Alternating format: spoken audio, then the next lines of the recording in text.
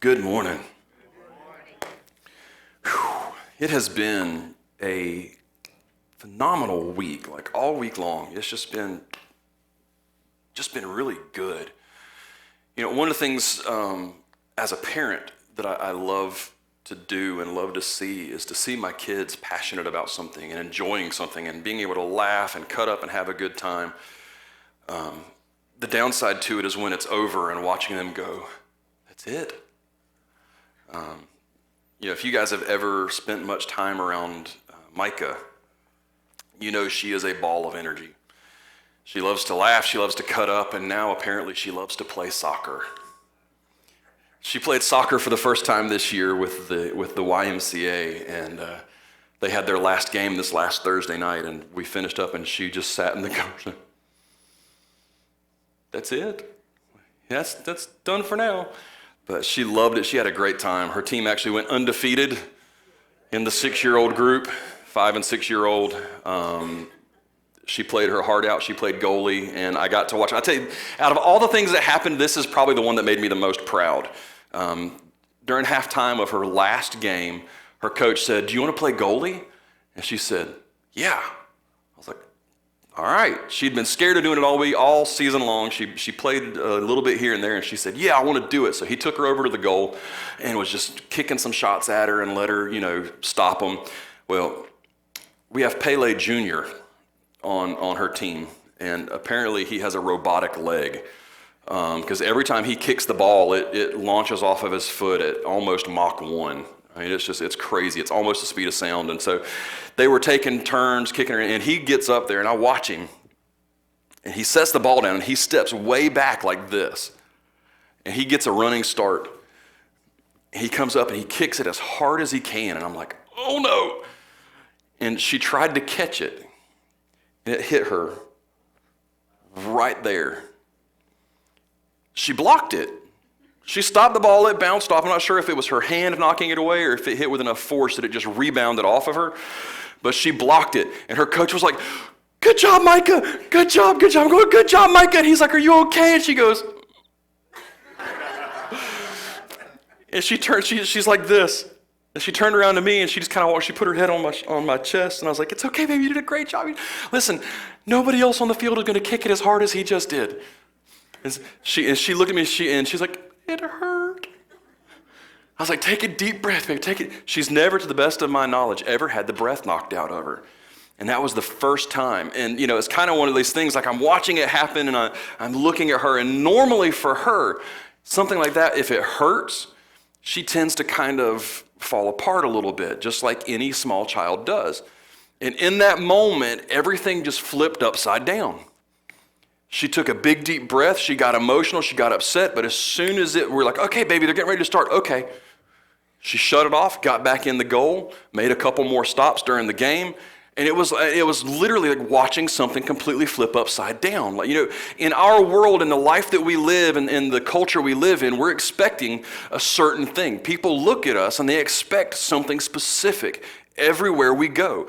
And we find ourselves in this situation because as Jesus followers, we're supposed to be different. When people look at us, they should know what to expect. But the problem is we find ourselves as Christians sometimes living out this unbelievable human problem that we have in our world, because even as Christians, we want to be the top dog.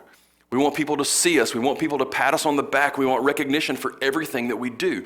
And then when we don't get the recognition, we get mad. Now, don't get me wrong. There's nothing wrong with getting recognition. There's nothing wrong with wanting recognition.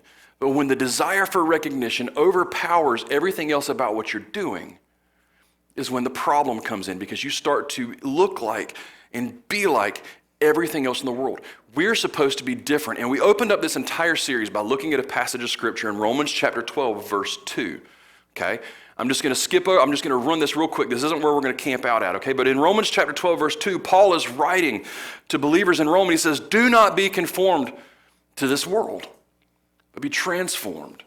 And the word that they use there for conformed is the same kind of idea as a cookie cutter. You're pressed and molded into a specific shape, a specific pattern. And he says, don't do that. Don't allow yourself to be that. Be transformed. Be upside down of what the cookie cutter tells you you're supposed to be. Because there's a mold that we're supposed to be pressed into. It's self-centric. It's look at me. And whether it doesn't matter if you're a church leader, just a normal everyday Christian, or if you're someone who owns a multi-billion-dollar company, this is the world we live in. This is the culture we find ourselves in. And Jesus challenged this mold with everything in his power. And we looked at a passage of scripture that was found in the middle of the Sermon on the Mount. And when he's given the Sermon on the Mount, he challenges everything that people knew about how we're supposed to live. He said, listen, you should affect the world around you. The things that you do, you should be involved. You should be living a life that affects the people around you in a positive way. You know what? You've heard it said, don't commit murder, but I'm telling you, just to be angry is as bad as murdering somebody. You know what? Even if you think about something, it's just as bad as doing it. Even all of those things, everything we do should change the way that we interact with people. Revenge, oaths, divorce, and even who to love. Jesus challenges all of these concepts and all of these things, and he pushes it. He says, listen, even the idea of loving people, he says, do it completely differently than the world expects. I expect you to give, but I expect you to do it without anybody seeing it. I expect you to give, but I expect you to do it without strings. And last week, we ended this whole thing out by saying that an upside down life helps people specifically for the sake of helping people. An upside down life doesn't help people for a pat on the back or so that we can blare it in front of everybody, which is one of the things that the church has been so horrible about, in my opinion, over the last several decades. We help and we push it that way. Now, how many of you have a person in your life that I was to say right now, they're about to walk through the door that you go, oh no. If I was to say, listen, there's this person from your past and they're going to walk through the door that you go, oh my gosh, please don't let it be this person. We all have those people. We all have those people that if I was to say, for me, it's like, okay, if there's going to be someone who walk through the door, I really hope it's not the kid that rode my bus in the 8th grade. Because this kid did everything in his power to make me think he was cool. And I thought he was cool. And so I made a lot of really dumb choices. So for me, it would be, I really hope this guy doesn't come through the door because then I'm going to have to look at him and I'm going to be tempted to fall back and think, oh my gosh, he's so cool. Or maybe it's that person that, maybe in school or maybe even at work that maybe they don't dress quite like you, or maybe they didn't smell quite right, or maybe they weren't the smartest in the world and you really teased them relentlessly. Or maybe it's that one person that you have a history with, that every opportunity they got, they knocked you down a peg. They made fun of your clothes. Or maybe they still make fun of your clothes. Maybe they make fun of your hair. Maybe they make fun of the way that you cook. Maybe they make fun of the way that you say certain words. Or maybe they make fun of the TV shows you watch or the music that you listen to, or maybe even just your haircut. We all have those people. And for some of us, it goes way deeper than that. It's something, there's some sort of resentment that is locked away inside of you. That whenever you hear their name or you even think about them, there's something inside of you that stirs. Why? Because they hurt you. They hurt you in a way that for you was just absolutely horrific. Why do we feel that way? Are we supposed to feel that way?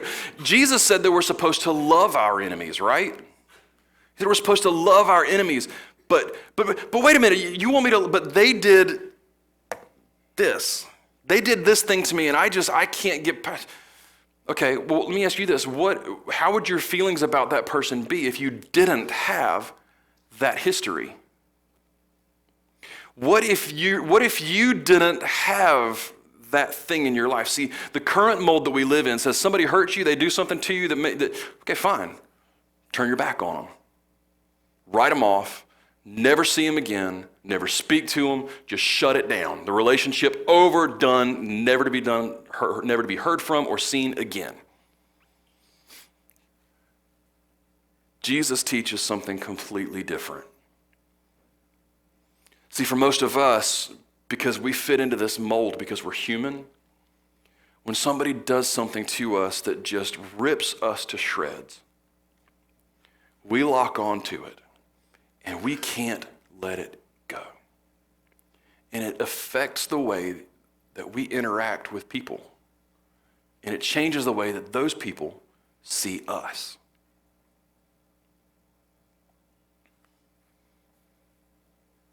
If you have your Bible, I want us to go to John chapter 13, okay? Now, we've heard this story a million times, but there's something that's so unbelievably powerful hiding in these verses. Okay, so we're going to go to John chapter 13, and we're going to start off in verse 12, okay? So here's kind of the setting that we're in, okay? Jesus and his disciples, they've come into Jerusalem, and they're getting set up now for the Passover meal. They're getting ready to go in. They're up in the upper room, okay? And so Jesus comes in and he says, you know what? I want to do something for you guys. And so he strips down. He grabs a basin of water and a towel and he washes the feet of his followers. Okay? He washes their feet. And then in verse 12, we see this, okay? It says, when he had washed their feet and put on his outer garments and resumed his place, he said to them, do you understand what I've done to you? You call me teacher and Lord, and you're right, for so I am. If I then, your Lord and teacher, have washed your feet, you also ought to wash one another's feet. For I have given you an example that you also should do just as I have done to you. Now, we've heard this story a million times. Okay, if you grew up in church, you heard this at least once a year your entire life, because 9 times out of 10 it was probably read right around Easter, setting up this idea of selfless act of service that Jesus did to show that he was trying to teach them something. Jesus looking and says, okay, listen, be willing to serve each other, do the things. Listen, I'm God. You've heard me say it over again. I am the way, I am the truth, I am the life. If you've seen me, you've seen the Father. I and the Father are one. I am this. I am this. We've heard it. They'd heard it their entire time with Jesus. And he says, listen, I am God, and I'm willing to do the dirty work for you guys. See, this wasn't something that a rabbi would normally do, to get down and wash the feet of people. This would be something that the servant in the house would do. And so he humbles himself to wash their feet. And he goes in and he looks at him. He says, this is the example I want you to follow. I want you to serve each other.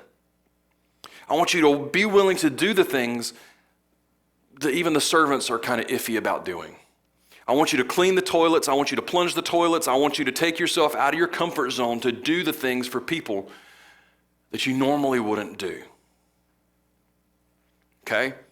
But there's more to this, okay? Jesus, he gets cleaned back up. He goes on, he keeps talking a little bit more, and he kind of lays it in there. And then in verse 21, okay, we're going to skip down now to verse 21. It says, after saying these things, Jesus was troubled in his spirit. And he testified. He made a statement. He gave this fact. He said, truly, truly, I say to you, one of you will betray me. This throws this entire story into a whole other dimension and a whole other depth about what Jesus is trying to teach his disciples. This takes it and throws it into a place that is just so unbelievable that for us as Christians, we never even stop to think about it because it makes it too uncomfortable for us. Who was in the room with him? All 12 of the disciples. All 12 of them. Peter was in the room with him. Peter, who Jesus said, listen, you're going to betray me. No, I'll never. Peter, you're going to betray me. You're going to ignore the fact that you even know who I am, and you're going to do it 3 times before the sun comes up. Peter's in the room with him, and he just washed Peter's feet. He just humbled himself to get down around Peter's nasty, dirty, sun-dried, nasty, dirty feet. He probably picked a few pebbles out from between his toes and got the dirt out of the cracks in his heels. Like, oh man, that was so kind of him to do that, man. That's so unbelievable. That's so awesome. But there was somebody else in the room. Judas was in the room. For some reason in our heads, we think Judas is already gone at this point, but he's not. When Jesus washed the disciples' feet, Judas was sitting there too. The one that Jesus knew was going to sell him and betray him and have him executed. Jesus knew that Judas was in the room and what he was going to do. He knew what Peter was going to do, and he still chose to serve him.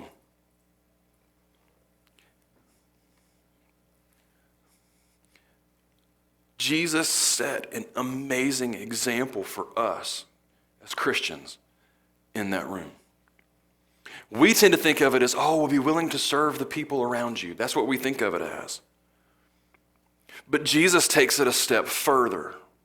Okay? At this point, they go all the way through this whole thing, and they keep asking Jesus, okay, well, who's going to betray you? Who is it? Is it me? Is it? Okay, listen, guys. The one who's going to betray me is the one that I'm going to dip the morsel in this cup, and then that's who's going to do it. So he dips, and we don't know if everybody was paying attention or if they heard it, but he handed it to Judas and said, now what you're going to do, go do. Because I know what's going to happen, and I'm telling you, it's okay. Go do it. And Judas leaves, and he gets up, and he leaves, and then it says, and it was night. Okay? Jesus turns and he looks at his follower, at the remaining disciples in the room while they're kind of going through this whole Passover meal and listening to Jesus talk about all these outlandish things. And he says to them this, he says in verse 34 and verse 35, he says, a new command I give you. A new commandment I give to you, that you love one another. And then he says this, just as I have loved you. Now for us as 21st century Christians and 20th century Christians that have grown up through this, we think of this in terms of, oh, Jesus just loved everybody unconditionally. The people that were the sinners, he loved on them and was there for them, and he served people unconditionally. He says, this is how I want you to love one another. And then he follows it up with this, by the way you love each other, by the fact that you love each other the way that I have loved you, all people will know that you're my disciples, if you have love for one another. This would have meant exactly to them what I just said. In the room, in this moment in time, they would have read it, they'd have heard him saying, guys, listen, here's what I want you to do. I want you to love people the way that I've loved you. I want you to serve them. I want you to encourage them. I want you to push them to become the best versions of themselves. I want you to show them how to draw near to God. They would have heard that and been like, oh, this is great. And see, for all they knew at this point, Judas had gotten up to just go take care of something that needed to be bought because Judas was the treasurer. For all the other disciples knew, Judas had gotten up to go buy some more supplies for the meal. Maybe he had gone to go buy something that they would need the next day. Maybe he had gone to go talk to the owner of the house they were in to make sure they had to say, hey, listen, can you get us this? They had no idea what was happening. They had no idea what was going to happen.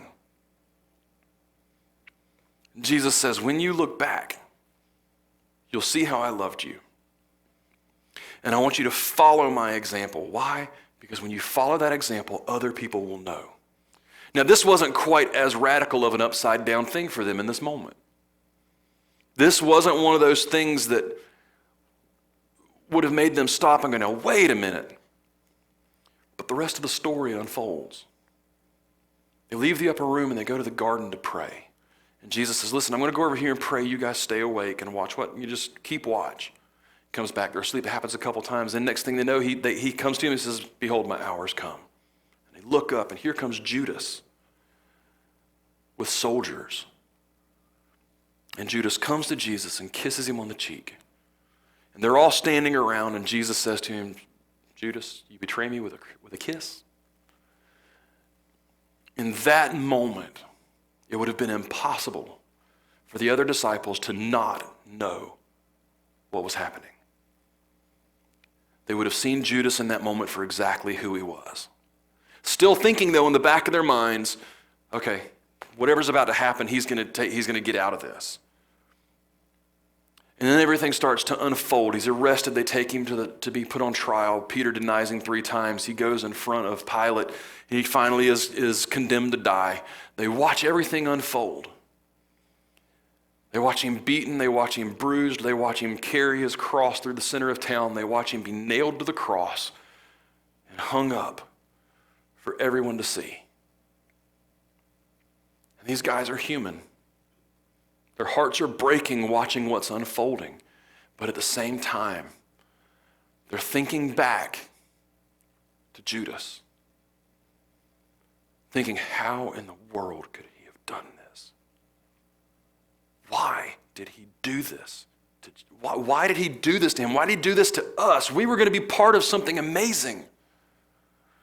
I thought we were tight. I thought we were close. I thought we were friends. And then once everything settled down, especially for Peter, because after Jesus resurrected, he appears to the disciples on the beach cooking breakfast for them. And he talks to Peter and he says, Peter, do you love me? And Peter says, Jesus, you know I love you. He said, okay. And feed my sheep. But Peter, do you love me? You know I do. Then feed my lambs. He goes through this process, and Peter finally understands that Jesus is restoring him back to this place where he's ready to use him.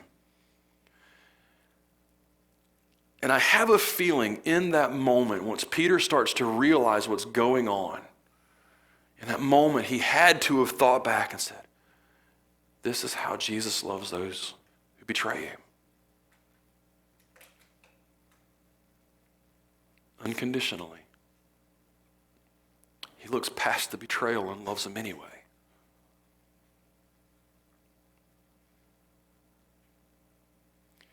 In what our culture deems a right side up culture, if we don't feel like loving someone, or we know what's about to happen, or they've done something to us that just slaps us in the face, we're told it's okay for you not to love them, even if you're a Christian. But an upside down life loves even when you may not want to. An upside down life looks at the people that have hurt us, that have lied to us, that have cheated us, or that have done the unthinkable to us, and loves them anyway. So now wait a minute now, no. I'm being absolutely 100% serious. Jesus knew that Judas was going to betray him and that Peter was going to betray him. And he knew the depth of those 2 betrayals. He knew which one was going to betray him in name and which one was going to actually result in his death. And yet he loved them equally as the people who were not going to betray him.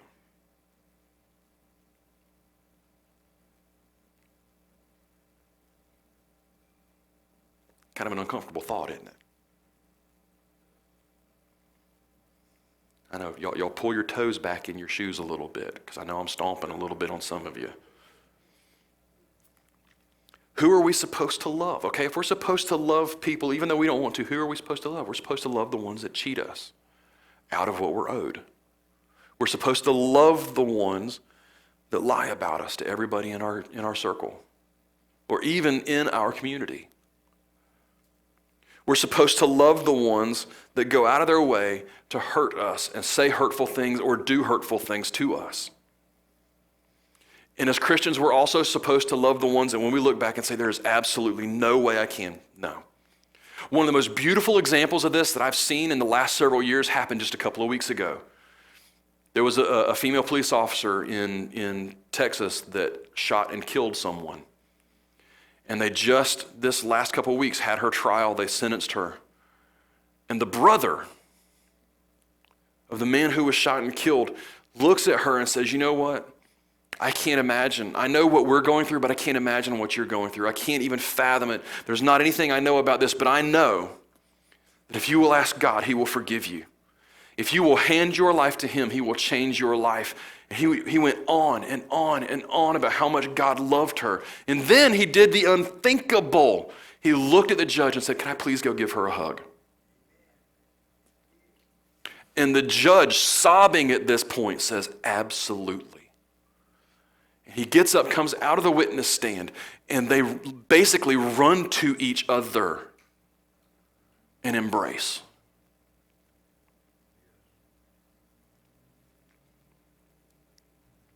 That is what it looks like to live an upside-down life. We say, well, I can't do that. It's too hard. You're right. It's not easy. It's hard. And this is the thing that I love. And Jesus knew that it was going to be hard. But the only way that these guys could do it, and the only way that it could ever happen, and the only way that it can happen for us, is if we stay close to Jesus and we do everything in our power every single day to say, I choose today to be as much like Jesus as possible. Why? Because we choose to follow Jesus. In Luke chapter 9, Jesus makes this statement. He's talking to the people around him. He said to all, everyone there, if anyone would come after me, if anyone will come behind me, if anyone will walk with me, let him deny himself and take up his cross daily to follow me.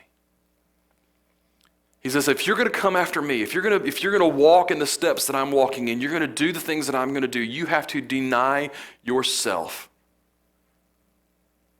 every day. You have to take what you want to see happen. You have to take what you want to have happen to the people who have hurt you. You have to take what you want. You have to take your will, your desires, your thought processes, and deny those every single day. Otherwise, you're not following me. And here's the depth that happens here, even in this. Because the disciples were sitting around and they heard this statement too. And when they thought back on what happened, they said, oh, Jesus washed Judas's feet. He was God. He washed Peter's feet. He was God. So he would have known what they were going to do, and he probably didn't want to do it. He probably would have loved to have just snapped his fingers and been done with them both. But that's not, wow, he actually denied himself even in that moment, knowing the heartache that was coming.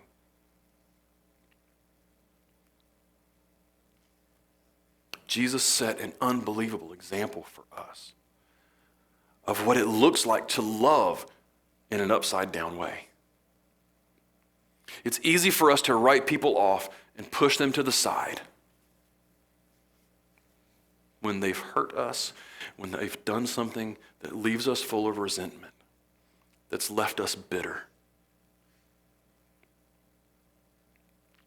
For Jesus, it's obvious who those people were.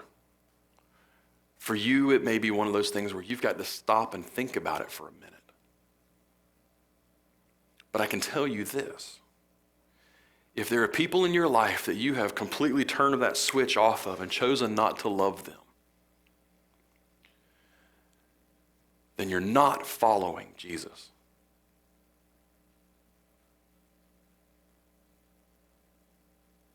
You're following yourself.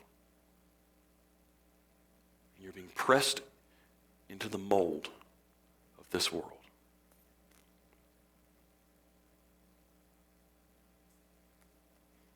What happens if we love even when we don't want to? Well, it looks different in every situation. Because the depth of the hurt that's there will determine the depth of the change that happens inside of you and inside of them. The easy thing to do is to just turn it off and walk away. But an upside down life chooses to love even when you don't want to. Father, thank you for choosing to love us even though we don't deserve it.